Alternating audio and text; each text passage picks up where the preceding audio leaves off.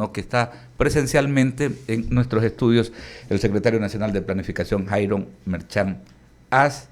Qué gusto enorme, sabemos que está cumpliendo agenda por acá, por el litoral, y qué bueno que esté en nuestro estudio. ¿Cómo le va?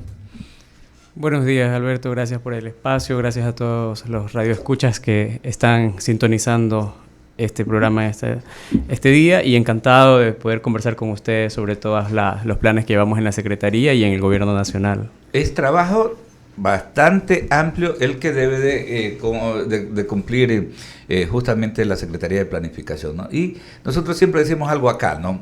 Cuando hacemos el análisis, por ejemplo, del trabajo que hacen los gobiernos locales, llámese prefecturas, municipalidades o gobiernos parroquiales rurales, siempre decimos que hay un déficit, ¿no? A la gente como que no le gusta, los ecuatorianos y los latinos en general como que no somos dados a la planificación.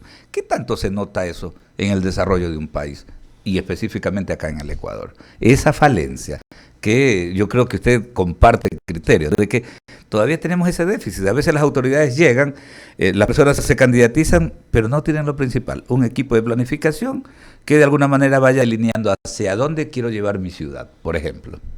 Sí, efectivamente, hace pocos días, hace 2 semanas específicamente, la Secretaría Nacional de Planificación aprobó dentro del Consejo Nacional de Planificación el Plan Nacional de Desarrollo, denominado Plan de Creación de Oportunidades. Y este es el máximo instrumento de directriz política para la elaboración de las políticas públicas en todo el territorio nacional, al cual debe de sujetarse todo el sector público, ¿no? Es obligatorio para el sector público y haciendo un vínculo con lo que acaba de mencionar usted, los municipios, los gobiernos provinciales y las juntas parroquiales están obligados a alinearse a este plan, ¿no? Y ese es un gran desafío que tienen todos los gobiernos autónomos descentralizados para poder alinear las nuevas metas planteadas del gobierno de encuentro y que podamos comenzar a trabajar para alcanzar esas metas, que dicho sea de paso, es un instrumento de planificación que plantea unas metas realmente ambiciosas para este periodo de gobierno. Claro, es para el periodo 2021-2025, lo que antes se denominaba el Plan del Buen Vivir, ¿no? En gobiernos anteriores, ahora se llama pues Plan de Creación de Oportunidades, ¿no? Así es. El Plan de Creación de Oportunidades es un plan que ha sido trabajado tomando como insumo el plan de gobierno del señor presidente Guillermo Lasso, y que luego, mediante la participación ciudadana, mediante ese proceso de construcción con la ciudadanía, evolucionó al Plan de Creación de Oportunidades, que tiene 5 ejes. El eje económico, que busca la atracción de inversiones, crecimiento económico y apertura comercial con el mundo. El eje social, que busca la erradicación de la pobreza, asegurar los servicios básicos como salud, educación y sobre todo dando énfasis en la primera infancia. El tercer eje que tenemos en este plan es el de transición ecológica, porque entendemos que el desarrollo económico no puede ser a costa del medio ambiente. Y el cuarto eje es el de seguridad integral, que las familias ecuatorianas se merecen vivir. Y esto es un tema que lo tiene muy en claro y es una prioridad para el gobierno del encuentro liderado por el presidente Guillermo Lasso.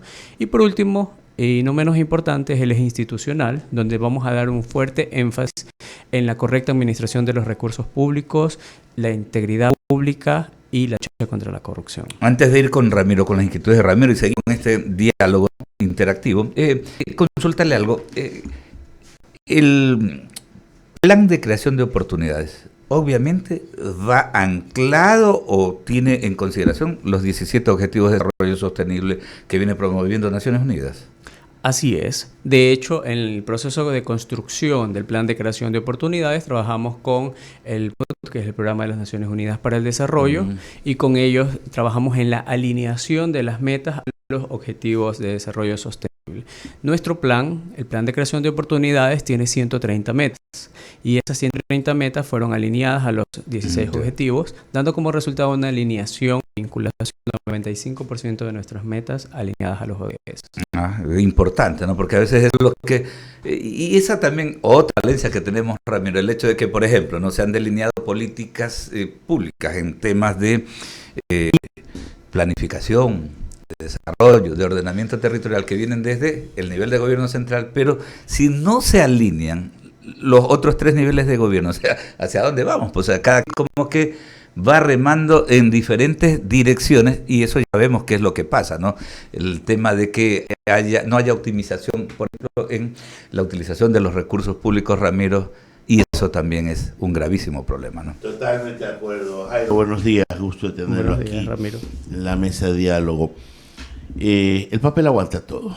Cuando uno planifica, es el país ideal, es el país del deber ser, son las cosas que deben de suceder, es como debe el ciudadano vivir. Es en realidad casi un Disneylandia. Déjeme ser irónico un poco para, yendo al pasado, ver todo lo que se planificó, casi no se hizo, por varios motivos. No quiero entrar al detalle. Usted se enfrenta a todo este pasado adverso a la planificación con los antecedentes que citaba Alverso. ¿En qué es diferente este plan de desarrollo, estos objetivos que se están poniendo con el pasado y cómo piensa llevarlos a cabo? Porque ponerlos sobre un papel, chévere, pero ejecutarlos, ahí lo quiero ver, como decía Vladimiro. Listo, Ramiro. Es una excelente pregunta la que me acaba de plantear. La gran diferencia del plan de creación de oportunidades en relación a todos los planes que pudieron haber existido en el pasado es que este plan tiene como centro al individuo que es único, es diverso y es libre. Y sobre todo hacemos énfasis en la libertad de los ciudadanos para elegir su propio destino y ejecutar sus planes de vida. Teniendo eso en mente, tenemos una visión de abajo hacia arriba, por decirlo así. Como el doctor Rodrigo Borges. Donde no es el Estado el que impone una visión de planificación, sino que este plan pretende ser un marco en el cual los ciudadanos, los ecuatorianos, decidan libremente cómo desarrollarse. Eso por un lado, y haciendo una diferenciación en lo que hubo en el pasado, donde existía una visión planificadora que imponía cómo debería desarrollarse la economía y el país en términos generales. Y por otro lado, este plan tiene 130 metas. De esas 130 metas... No es ambicioso, 130. No es mejor poner 10 y cumplirlas que poner 130 y quedarte viendo. Allá voy. Existen 130 metas porque los ámbitos de acción son muchos dentro del Estado. Existen justamente 11 macrometas que hemos denominado dentro del gobierno del encuentro, que el señor presidente Guillermo Lasso está comprometido a alcanzarlos. La primera es atraer 30.000 millones de inversión privada, nacional y extranjera. Eso, Perdón, durante todo el periodo. Donde todo el periodo 30.000 millones de dólares. Comprometer 30.000 millones de dólares. Y eso para que dé como resultado un crecimiento económico del 5% al final del periodo. Y a su vez esto nos va a ayudar a una de las principales metas de la campaña del señor presidente, la creación de 2 millones de empleos. Y hay que ser enfático aquí porque hoy 7 de cada 10 ecuatorianos no tienen un empleo adecuado, están en la informalidad o están en el desempleo. Esa es la principal necesidad de las familias ecuatorianas y ese es nuestro principal compromiso. Y nos hemos planteado estas 3 metas económicas ambiciosas porque este gobierno, el gobierno del encuentro, está para plantearse metas ambiciosas y lograrlas. Tal como prometimos que íbamos a vacunar a 9 millones de personas en 100 días y lo logramos, vamos a alcanzar esas metas ambiciosas. Y tenemos 8 más que las podemos ir conversando. Claro, Jairo, vean, ¿sabe? Uno de los primeros problemas que yo veo en un plan es cuando se le pone el nombre propio. Cuando se lo pone el plan creando oportunidades, el plan del gobierno del encuentro.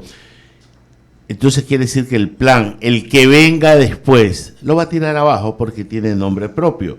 Es el celo político. Por eso los planes deben ser plan país, plan Ecuador, plan país a 20, 30 años.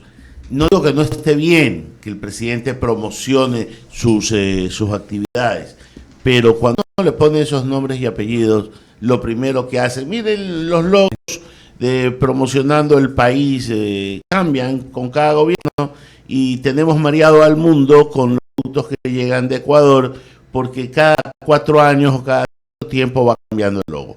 Primera observación que le hago, vea, y todo lo que se dice aquí es buena onda, no es en ánimo de perjudicar a nadie, sino que simplemente tomar nota. Segundo, dice, ejercer la libertad. Yo creo mucho en la libertad, pero usted antes de darle la libertad a alguien, tiene que darle el conocimiento para que haga buen uso de la libertad. Por tanto, una libertad sin conocimiento es aflojar al mundo probablemente a alguien que no está preparado. ¿Cómo empatar estas dos realidades de la libertad que te doy porque naciste libre, más el uso que debes dar a esa libertad? Porque el uso que usted le quiere dar, que Alberto le da o que yo le doy, difiere probablemente con el de los señores que están ejerciendo, por ejemplo, por decirle algo, quieren incendiar en algún momento el país porque no complacen con sus aspiraciones políticas o demandas económicas. Entonces, ¿cómo conciliar todo esto? Tarea ardua y harto complicada la que usted tiene. El Plan Nacional de Desarrollo, denominado Plan de Creación de Oportunidades, hay que aclarar que tiene una duración de 4 años, que es el periodo de gobierno. Y en todos los periodos de gobierno van cambiando los planes nacionales de desarrollo porque obedecen a la línea que quiere imprimir. Bueno. Un momento. Que obedecen a la línea que quiere imprimirle el gobierno de turno. Habiendo aclarado esto, nuestro plan, y estamos cumpliendo con la ley, establece también una visión a largo plazo de país. Ok, ahí vamos. ¿Ya? Entonces, esa visión a largo plazo... ¿Cuál es la visión a largo plazo? La visión a largo plazo que se plantea dentro del Plan de Creación de Oportunidades es, en primer lugar, un país que funcione con una economía libre, ¿okay? Sin mayor intervención estatal, donde los ciudadanos, donde el sector privado tenga la menor distorsión provocada por el sector público para que puedan florecer todos los emprendimientos y actividades económicas que los ciudadanos quieren llevar a cabo. Eso por un lado. Es un país con una visión a largo plazo que, de nuevo, hay que recalcar, es una visión 2030 que va alineada a la Agenda 2030 también de los Objetivos de Desarrollo Sostenible, por lo cual vemos al país para ese horizonte temporal como un país donde se respetan los derechos humanos, las libertades civiles y políticas, que tanto le hacen falta a nuestro país, sobre todo en las últimas décadas que hemos pasado, donde han sido minadas, por decirlo así. Y eso nos abre el paraguas de cuál es la visión de país que queremos en los próximos años. Y usted ha citado algo que a mí una parte que me encanta cuando hablan de las libertades civiles o derechos civiles. Yo soy fanático de las libertades y derechos civiles porque eso se piden de pie. Las libertades humanas y los derechos humanos sí se piden de rodillas. Y eso es algo que no me gusta y yo alabo siempre el sistema anglosajón, el sistema que habla de derechos civiles.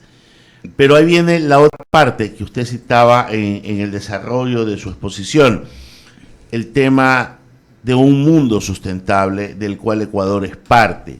Mire, padre de 3 hijas muy jóvenes, tienen ya puesto el chip ecológico en la cabeza. O sea, a ellos no tiene que enseñarles, ellos ya quieren proteger. Pero en una conversación que usted tenía con Alberto fuera de micrófono, le hablaba de los organismos seccionales de los GATS, que son los llamados a ir velando por la naturaleza, a la no contaminación, a la separación de los desechos, para que haya el reciclaje. Este chip está contemplado dentro del plan de desarrollo de una manera que se pueda instruir a la población. En esto que yo le digo, a los jóvenes no, pero las autoridades que tienen que tomar las decisiones ponen los tachos de basura con los 3 gavetas, pero resulta que se juntan al final. Entonces, el trabajo que uno hizo vale 3 atados. Entonces, ¿cómo hacer para que esto funcione? Porque el mundo no aguanta más.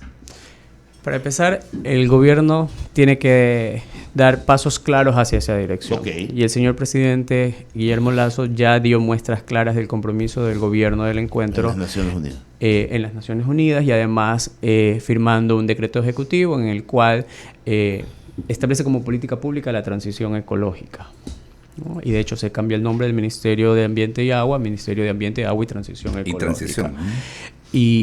Y hace pocos días firmamos un pacto de descarbonización del sector público, donde varios ministerios como el Ministerio de Educación, el Ministerio de Salud, el Ministerio de Turismo, el Ministerio de Recursos No Renovables, la Dirección de Compras Públicas, el Servicio de Compras Públicas, se comprometieron conjuntamente a ir disminuyendo la huella de carbono que se emite desde el sector público para dar muestras claras de ese compromiso. Y aún más, dentro de estas macrometas que le mencionaba hace un momento, tenemos una que es realmente insigne, que es elevar el número de hectáreas de protección hídrica. Hoy por hoy existen alrededor de unas 15, 18.000 hectáreas protegidas en el sector hídrico y nosotros queremos incrementarlas en 265.000 hectáreas de protección hídrica. Porque hablando de temas de protección de ambiente, el recurso natural que ya se prevé más escaso en el mundo a muy corto plazo, ya hablo de muy corto plazo, 30, 40 años, será el agua. Y el Ecuador es rico en zonas las cuencas hídricas. En las cuencas hídricas. Dice que estamos bañados por ríos y no lo sabemos aprovechar. Dentro del plan de desarrollo, dentro del plan que ustedes están armando, hay protección de esto, pero ¿cómo le puedo decir? No es solo no contaminar, sino es no desperdiciar, porque el desperdicio de este recurso es mucho más importante del que se usa. Los números no mienten. Lavamos carros, queremos lavarnos las manos con las llaves abiertas. La afeitada. Los muchachos la tienen clara, sigo insistiendo, pero usted sigue viendo que no valoramos lo que tenemos y que otros países carecen. Sí, bueno, como le mencionaba, como gobierno hemos dado muestras claras de a dónde queremos ir en esa línea. Y para nosotros la máxima expresión de ese compromiso es que el señor presidente Guillermo Lasso ha manifestado en reiteradas ocasiones el compromiso con la consulta previa, libre e informada para el uso de los recursos públicos y la explotación de recursos naturales cerca de áreas de influencia de recursos públicos, ¿no? Porque a nadie le gustaría que abran una mina al lado de una fuente de agua y sobre todo si esa fuente de agua está al lado de su casa. Ahora, mucha gente nos escucha, mucha gente nos sigue desde las plataformas digitales y la gente se pregunta, a ver, y la Secretaría Nacional de Planificación, pongamos en contexto, a ver, una oficina principal en la capital, en Quito, ¿no? Tienen oficinas regionales, por ejemplo, en Milagro está la Regional 5, entiendo, ¿no? En el caso, claro, está la Regional 5 de la Secretaría de Planificación. La pregunta, yendo en la línea de lo que consultaba Ramiro, existen los gremios GACS, ¿no? Por ejemplo, la Asociación de Municipalidades Ecuatorianas, AME Nacional, aglutina a los 221 GACS municipales que hay en el país, con GOPE a las 23 prefecturas, no 24, sino 23 prefecturas, y con AGOPARE, pues que tiene pues 840 y pico de gobiernos parroquiales rurales, pues que son, es el gremio que tiene mayor número de socios, pero tal vez no el más fuerte. Si nos ponemos a ver, por característica el más fuerte sigue siendo AME, ¿no? Las municipalidades, por la naturaleza de las competencias que manejan. Entonces la pregunta es, ¿cómo poder articular justamente este tema que tiene que ver con la gran planificación para que vaya aterrizando? Porque como decía Ramiro, ¿no? Es bonito un dossier súper que chévere, aquí está sintetizado pues el plan de creación de oportunidades 2021-2025, pero el tema queda ahí como para biblioteca. ¿Cómo poder aterrizar o qué está haciendo más bien la Secretaría a efectos de poder hacer efectivo? Vemos que políticamente, y nosotros aquí hemos tocado el tema, Franklin Galarza es alcalde de Morona, por ejemplo, ¿no?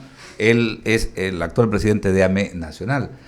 Pablo Jurado, el prefecto de Imbabura, entiendo yo que políticamente hay algún tipo de cercanía. ¿Eso ayuda para poder articular esto trabajo de la planificación? Para empezar, como le dije hace un instante, todos los gobiernos autónomos descentralizados están obligados a alinearse a la nueva planificación nacional. Eso va a ocurrir en los próximos meses. En los próximos 2 meses todos están obligados a alinearse. Para esto existe un instrumento de planificación territorial local, que es los planes de ordenamientos territoriales. Ellos tienen que actualizar esos planes y una vez que estén actualizados y alineados a las nuevas metas de gobierno, vamos a comenzar a articular con el Ejecutivo desde las distintas carteras de estados para que podamos alcanzar estas grandes metas. Por ejemplo, en el ámbito de los gobiernos autónomos descentralizados, que son los más cercanos al ciudadano, tenemos una gran macrometa, sobre todo en el ámbito rural, que es reducir la tasa de pobreza multidimensional en 15 puntos.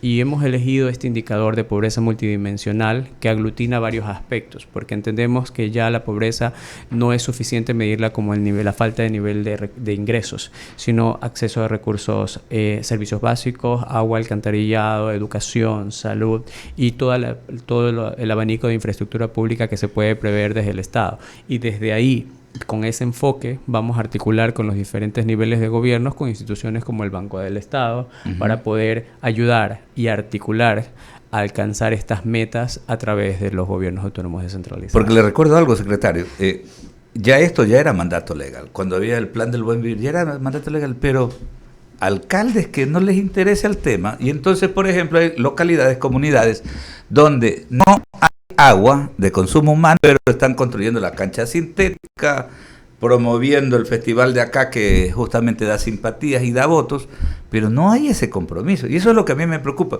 Yo ya veo también muchas autoridades que sin haber cumplido, autoridades locales sin haber cumplido lo que deben de cumplir, la satisfacción de las necesidades básicas insatisfechas, dotar de agua segura, las obras de infraestructura y saneamiento básico, alcantarillado sanitario, pluvial, recolección y tratamiento y disposición de las basuras, por ejemplo. No cumplen con eso, pero ellos ya están buscando el camino de la reelección para el 2023. Entonces yo sí veo con preocupación porque más allá de que haya mandatos legales, no hay el cumplimiento. Entonces, por la voluntad, y ahí sí se vuelve imprescindible eso de que la Secretaría lidere este tema. Yo, por ejemplo, quería comentarle también adicionalmente, en Cuenca está una entidad, Superintendencia de Ordenamiento Territorial, Uso y Gestión del Suelo. Suena súper que bonito. ¿Qué hace esa dependencia con toda la infraestructura que tiene? Desde mi punto de vista, nada. Y le quería preguntar, ¿qué opinan ustedes? ¿Debe seguir existiendo esa superintendencia? Bueno, todos los gobiernos autónomos descentralizados van a tener que alinearse, como le dije, y es tarea del Ejecutivo utilizar todos los mecanismos y herramientas que existan a la mano del señor presidente para poder, de alguna manera, direccionar dentro del ámbito de sus competencias a los gobiernos autónomos descentralizados para que alcancemos estas metas, que son 130, de las cuales hay muchas ambiciosas, como le he comentado, y lo vamos a hacer, porque el presidente está comprometido con la provisión de servicios básicos. Agua es fundamental. No puede ser posible que hasta hoy, 2021, todavía tengamos un gran déficit de agua potable y alcantarillado y saneamiento a nivel nacional, y todos los recursos que desde el Ejecutivo salen van a estar orientados a ese tipo de provisión de servicios básicos. Y es que a veces nos perdemos, Ramiro. Hablamos de desnutrición infantil, por ejemplo.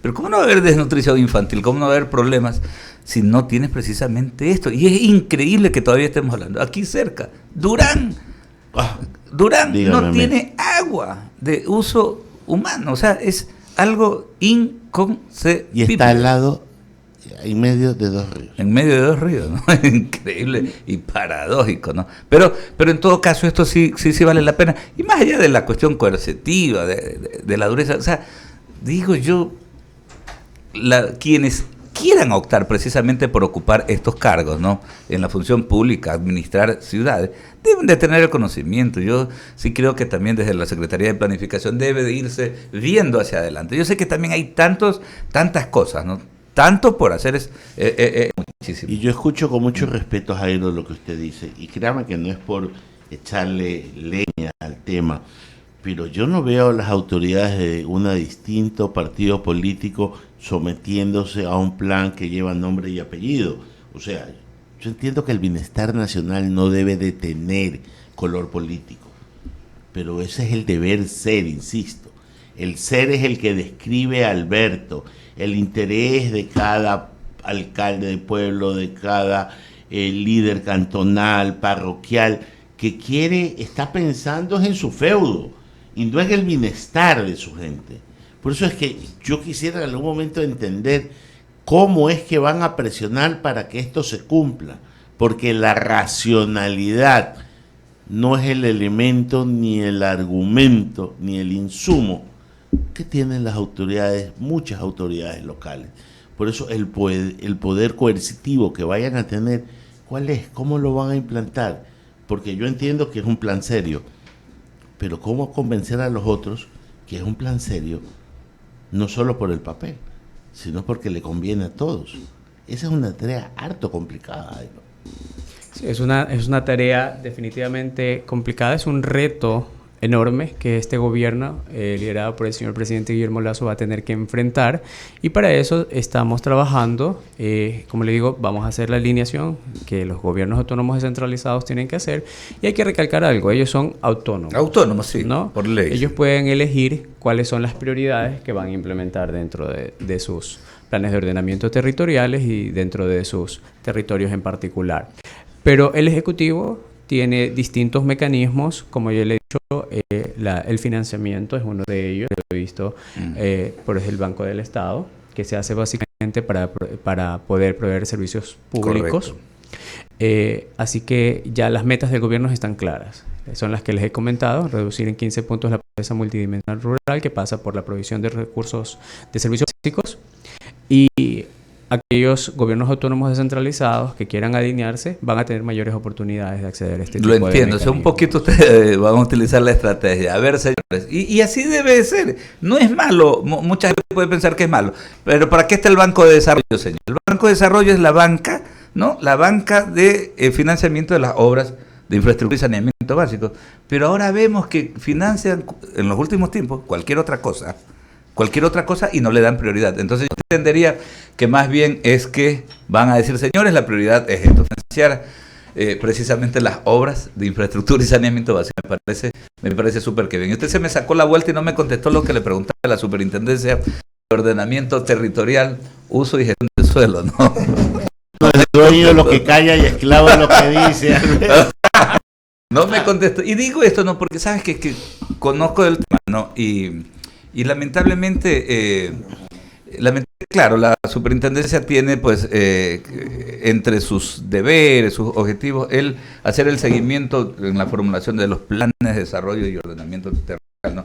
Pero como que la cosa se ha quedado ahí nomás, y yo creo que si ya existe el organismo, sí debería de haber algo efectivo. Eduardo, bienvenido, buen día. Discúlpeme, pero con este lío que había un choque, y además están haciendo trabajo en la avenida... En la principal de La Brada, sí, aparte, ¿sabes? Pero es un relajo. Y también la Pedro Menéndez. Pero hay que estar claros, sí, que estos son lo que necesitamos. El proceso tiene estos bemoles. Pero escuchando a Alberto, que venía escuchando desde el principio, hablando de la superintendencia, la que es el SOT, que está en Cuenca. Yo lo que tengo que decir es que para poder sacar esa superintendencia, Alberto, tienes que cambiar la Constitución. Se la ha querido muchas veces fumigar, porque la verdad es que uno dice, bueno, hace muy poco, pero es un tema constitucional, está y se la elige. Igual que ese consejo que también debería fumigárselo, pero hay que ir a la Constitución, pues, o sea, es todo un o enmienda. Mira que ni siquiera se habla de en este sentido, ni siquiera se habla de consulta, sino de enmienda. Entonces, pero coincido plenamente que es un organismo completamente useless, dicen los gringuitos, ¿no? Sí. Que no hacen nada, ¿no? Pero el secretario se sacó, no nos contestó. Pues el secretario es talentoso, pues, ¿no? Yo los escuché pinta de canciller, los escuché hablando varias cosas, ¿no? Ramiro le dijo respecto a los nombres. Ramiro es muy dado a las formas, pero tiene razón. Políticamente viene uno nuevo y lo saca. Porque lo que pasa es que usted, abogado Cepeda, no sabe que ellos tienen un plan a 8 años. Entonces, ese es político. Entonces, a 8 años de estar en el gobierno nacional. Nosotros como periodistas lo que queremos es exclusivamente poder que la gente entienda. Lo que usted estaba diciendo a mí me parece de lo más interesante para estos 4 años. Me parece cuantificable, me parece manejable. Lo importante es que esto se sintonice con lo que el presidente ofreció en sus últimas 3 campañas, que ha estado con nosotros y estuvo con nosotros siempre acá, porque es un hombre que le gusta hablar y que sigue hablando, no se esconde, no es mezquino con su palabra, va a entrevistas aquí, viene acá, llama por acá. Entonces es importante que sus funcionarios vengan como usted, y esa te van a rendir cuentas. Por eso está bien para hace 14 años, 10 años. Ya. Vengo a hablar, a hacer lo que hace todo el mundo, porque como dice Alberto Quintana, si usted quiere ser candidato, tiene que hablar. Pues si usted está en una función pública, tiene que hablar, pues no quedarse calladito. En ese estilo y en esa forma, yo me alegro y celebro que estén diciendo las cosas que tienen que comunicando. Podemos estar en desacuerdo en algunas, podemos estar en acuerdo en otras, pero lo importante es que se comunique y que la comunicación sea recibida por la gente y que la entienda y la digiera, porque otra cosa es que la pueda escuchar y no entender, sino que tiene que entenderla. Y eso yo creo que es el desafío más grande, aparte de poner en práctica lo que está diciendo, señor secretario general. Sí, en eso estamos y de hecho agradezco la invitación y el espacio, por eso estamos aquí y estamos comunicando todas estas metas que tiene el plan de creación de oportunidades. Como le comenté hace un momento, hablábamos de atraer 30.000 millones de inversión extranjera, local y privada, crecimiento al 5%, reducción de la pobreza multidimensional, creación de 2 millones de empleos, porque tenemos en claro que los ecuatorianos hoy quieren empleo. Es realmente preocupante que 7 de cada 10 ecuatorianos no tengan un empleo adecuado y eso se traduce en la búsqueda de oportunidades y a eso obedece el nombre del plan de creación de oportunidades. Y fue la promesa del presidente y así es. Nosotros tenemos preguntándole a la gente los últimos 3 años y nos sale clarito. Lo primero, empleo. Así es. Es increíble, más que la seguridad, más empleo, señor. La gente quiere trabajar y ser soberana de esa forma para poder pagar lo que tiene que pagar sin molestar a nadie. Le agradecemos su gentileza y su amabilidad de estar con nosotros. Ojalá que sean más de los 30.000 millones, que se pueda dar un país para poder atraer inversiones, que se den las condiciones, que entendamos que tenemos que ponernos de acuerdo para poder, hablo en la asamblea y en la diversidad y no en las mezquindades que hablaban ustedes, políticas y en el maniqueísmo, no, si no lo hago yo no lo hace nadie y podamos mejorar y que se ayude al Ecuador. Soy un poco romántico y envidioso de Chile con el tema de la concertación, ya que se sentaron a hablar qué era lo que debía hacer y fue de poner banderas. Y terminó la concertación. Y perdóname, vino el señor Piñera y siguió con el plan Chile, pues, ¿no? Y salió con el plan. Y después se volvieron vino la señora Bachelet y nuevamente el señor Piñera y sigue avanzando. Y siguen, o sea el plan sigue. Que tiene una tarea harto complicada, porque casi es una torre de Babel lo que usted está queriendo hacer como una torre Eiffel, más o menos. O sea, transformar algo que es un desastre en algo que sea bonito. Pero, ¿sabes qué? Pero aprovechar la coyuntura, ¿no? Porque yo creo que, sí, y eso lo digo un poco por el tema de las experiencias vividas anteriormente, ¿no? Yo creo que sí les va a permitir ganar tiempo, porque ahorita el tiempo es oro, ¿no? Estamos contra el reloj, ¿no? El país está contra el reloj, pero yo creo que sí van a ganar tiempo si articulan bien con los gremios GACS.